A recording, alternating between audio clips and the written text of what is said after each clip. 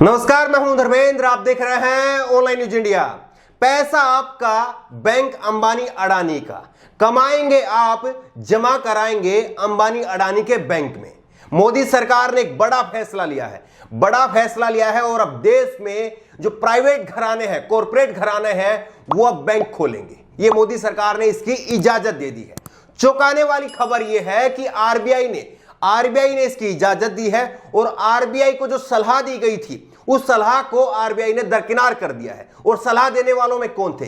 सलाह देने वालों में आरबीआई के पूर्व गवर्नर रघुराम राजन थे और आचार्य विरल थे। उन्होंने सलाह दी थी कि ऐसा सरकार नहीं करे, लेकिन सरकार ने सलाह को नहीं माना और देश में अब प्राइवेट बैंक खुलने जा रहे हैं। अंबानी अडानी जैसे जो उद्योगपति हैं, उनके बैंक खुलेंगे। आपका पैसा वो अपने बैंकों में जमा करेंगे और उसके बाद में क्या होगा वो तो आप जानते हैं। खबर ये है, लेकिन सबसे चौंकाने वाली बात यह है कि जिस तरह से नोटबंदी से पहले रघुराम राजन ने मोदी जी को सलाह दी थी कि आप नोटबंदी मत करिए, लेकिन उसके बावजूद जो है वो नोटबंदी की गई और नोटबंदी का क्या परिणाम रहा वो देश ने देखा है, देश ने भुगता है। और इसके बावजूद जो है एक बार फिर से रघुराम राजन ने कहा कि आप प्राइवेट घरानों को जो है वो बैंक खोलने की अनुमति नहीं दे, उनको इजाजत नहीं दे। लेकिन उसके बावजूद जो है आरबीआई ने उनकी सलाह को दरकिनार कर दिया और अब प्राइवेट बैंक खुलने जा रहे हैं। यह खबर आप देखिए, जनसत्ता की यह खबर है। एक्सपर्ट की सलाह दरकिनार कर दी गई। बड़े कारोबारियों को बैंक खोलने की इजाजत। पूर्व आरबीआई गवर्नर ने बताया खतरनाक कहा है रघुराम राजन ने। उसके बावजूद जो है मोदी सरकार सुनने के लिए तैयार नहीं है। इसमें कहा गया कि कॉर्पोरेट हाउस अपने बिजनेस को अनुचित क्रेडिट दे सकते हैं, फिर उधार देने के मामले में अपने नजदीकी बिजनेस सहयोगियों का पक्ष ले सकते हैं। आप बताइए कि अगर अंबानी का बैंक खुलता है, अडानी का बैंक खुलता है, तो उसके बाद में अंबानी अडानी की जितनी कंपनियां चल रही हैं, जितनी फैक्ट्रियां चल रही है, जो बिजनेस एम्पायर उनका खड़ा हुआ है, वही फिर उन बैंकों से कर्जा लेगा। और कर्जा अगर उन बैंकों से लेगा तो बताइए कि उस कर्जे को जो है वो कर्जा देने में, लोन देने में जो है, क्या वो पक्षपात नहीं करेंगे? आम व्यक्ति अगर वहां पर जाएगा तो क्या उसको कर्जा मिल पाएगा? आम व्यक्ति केवल वहां पर पैसे जमा करवाने के लिए जाएगा, लेकिन कर्जा मिलेगा, लोन मिलेगा, वो उन्हीं की कंपनियों को मिलेगा, उन्हीं के सहयोगियों को मिलेगा। ये रघुराम राजन ने कहा, लेकिन दरकिनार कर दिया। बड़े उद्योगपतियों को बैंक खोलने का लाइसेंस देते वक्त रिजर्व बैंक ने एक्सपर्ट की सलाह को दरकिनार कर दिया। सोमवार को आरबीआई के पूर्व गवर्नर रघुराम राजन और डिप्टी गवर्नर विरल आचार्य ने आरबीआई के इस कदम की आलोचना की। दरअसल बिजनेस से जुड़े घरानों को बैंकिंग सेक्टर में एंट्री के लिए जिस प्रपोजल को आरबीआई ने इंटरनल वर्किंग ग्रुप आईडब्ल्यूजी ग्रुप ने स्वीकृति दी है, उसमें कई आर्थिक विशेषज्ञों की सलाह को दरकिनार कर दिया गया है। रघुराम राजन के लिंक्डइन साइट पर आरबीआई के इस कदम को लेकर के कहा गया है कि यह सभी विशेषज्ञ आईडब्ल्यूजी से जुड़े थे। सिर्फ एक को छोड़ करके सभी की सलाह यह थी कि बड़े कॉर्पोरेट और उद्योगपतियों को बैंक खोलने की इजाजत नहीं दी जानी चाहिए। इन विशेषज्ञों में से 2 लोगों का मानना था कि उद्योगपतियों के इस सेक्टर में आने के बाद में कर्ज बढ़ेंगे और उनके मुताबिक यह हमेशा के लिए खतरनाक साबित होगा। इतना ही नहीं, इन विशेषज्ञों का यह भी कहना था कि इससे आर्थिक और राजनीतिक शक्तियों को बिजनेस घराने में संतुलन खराब होगा। सभी ने जो है वो कहा कि आप ऐसा मत करिए। केवल और केवल जो है उस पूरे ग्रुप में, इंटरनल वर्किंग ग्रुप जो था आईडब्ल्यूजी, उसमें जितने भी सदस्य थे उनमें से सभी ने कहा कि ऐसा मत करिए, ये खतरनाक साबित होगा और इससे कर्जा बढ़ेगा। केवल एक सदस्य ने जो है इसका समर्थन किया था। लेकिन आप बताइए कि इसके बावजूद जो है मोदी सरकार ने इजाजत दे दी है, आरबीआई ने जो है वो इजाजत दे दी है। अब प्राइवेट बैंक खुलने का रास्ता जो है वो साफ हो गया है। आईडब्ल्यूजी का नेतृत्व कर रहे पीके महंती ने विशेषज्ञों द्वारा दर्ज कराई गई आपत्तियों का जिक्र प्रपोजल में किया। उनमें कहा गया कि कॉर्पोरेट हाउस अपने बिजनेस को अनुचित क्रेडिट दे सकते हैं, फिर उधार देने के मामले में वो अपने नजदीकी बिजनेस सहयोगियों का पक्ष ले सकते हैं।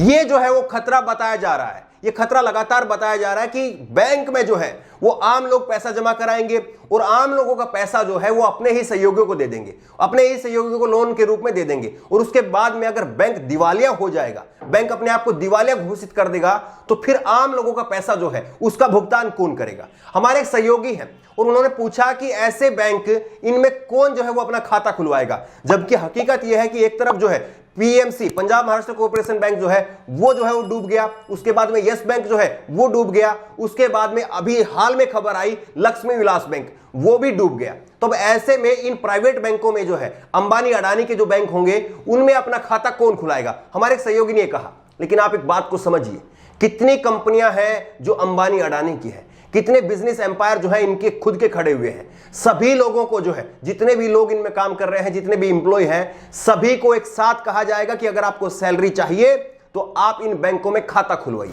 आप इन बैंकों में खाता खुलवाइए और अपने परिवार के लोगों का, अपने 10-10 लोगों का खाता खुलवाइए। एक साथ में करोड़ों लोगों के जो है वो खाते खुलेंगे और फिर जो है वो कुछ नियम बनाए जाएंगे कि आप 20,000 से कम पैसे जो है इसमें नहीं रख सकते हैं, कुछ इस तरह से जो है वो होगा। उसके साथ में ही सोचिए आप कि जब बैंकों में इतने जो बड़े लेवल पर जो है प्राइवेट बैंक खुलेंगे और उसमें जो है करोड़ों रुपए की जो है वो इन्वेस्टमेंट होगी, तो आप बताइए कि इन बैंकों का देनदारी जो है उसका वाली वारिस कौन होगा। अगर ये बैंक अपने आप को दिवालिया घोषित कर देते हैं, जिस तरह से नीरव मोदी, विजय माल्या, क्या आपको कभी लगता था 2010 से पहले कि विजय माल्या भाग सकता है? कितने ऐसे लोग होंगे जो पुराने लोग होंगे जो विजय माल्या के एम्पायर से जुड़े रहे, कितने ऐसे लोग होंगे जो एयर इंडिया से जुड़े रहे, लेकिन उनको कभी लगता होगा कि एयर इंडिया जो है वो बर्बाद हो जाएगी, किंगफिशर जो है वो कभी बर्बाद हो जाएगी? क्या कभी उनको लगता होगा? लेकिन वो बर्बाद हो गए। आज अंबानी की जो बुलंद सितारे जो है वो बुलंदी पर है, लेकिन अंबानी कब कर्जे में डूब जाए ये कोई नहीं कह सकता, कोई नहीं कह सकता, क्योंकि बिजनेस जो है, बिजनेस में कब फायदा हो जाए, कब नुकसान हो जाए, इसको लेकर के कोई नहीं कह सकता। और अब ऐसे में बड़े बड़े बिजनेसमैन के हाथ में मोदी सरकार सीधे सीधे बैंक देने जा रही है। ये अपने आप में जो है वो अचरज भरा है कि किसका प्रेशर है। क्या सरकार जो है इन चंद उद्योगपतियों के लिए ही काम कर रही है? ये सीधे सीधे सवाल जो है वो पूछा जाना चाहिए। क्या सरकार पर जो आरोप लगते हैं, सूट बूट की सरकार, बिजनेसमैन की सरकार, उद्योगपतियों की सरकार, अमीरों की सरकार, क्या ये जो आरोप मोदी सरकार पर लगातार लगते रहे, क्या वो आरोप सही है फिर? और सबसे हैसरत की बात यह है कि जो 4 बैंकों के जो निजीकरण करने की जो बात हुई थी, उसमें अंबानी, अडानी और टाटा ने जो है वो अपनी हिस्सेदारी जो है वो डालने की बात कही थी। ये खबर आप देखिए, निजी हाथों में जा सकते हैं देश के 4 सरकारी बैंक। अपना बैंक तो वो खोले ही खोलेंगे, प्लस में जो सरकारी बैंक है उनका भी मोदी सरकार निजीकरण कर रही है और वो बैंक भी अंबानी, अडानी और टाटा के हाथ में जा रहे हैं। ये आप देख लीजिए, bank of India, central bank दोनों ही मूल रूप से पारसी परिवार की धरोहर है।